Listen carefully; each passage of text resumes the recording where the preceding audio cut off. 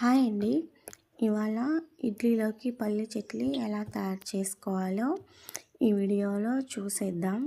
ముందుగా కడాయిలో కొన్ని పల్లీలను తీసుకొని సిమ్లో పెట్టుకొని బ్రౌన్ కలర్ వచ్చేదాకా మంచిగా వేయించుకోవాలి.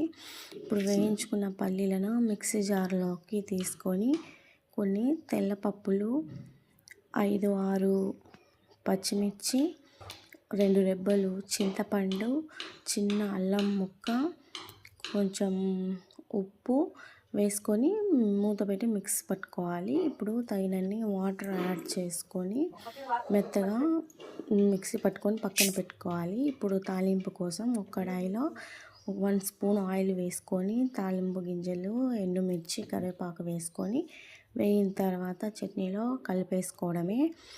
మీకు ఈ వీడియో నచ్చితే లైక్ చేయండి, షేర్ చేయండి. మరిన్ని వీడియోస్ కావాలంటే మా ఛానల్ని సబ్స్క్రైబ్ చేసుకోండి.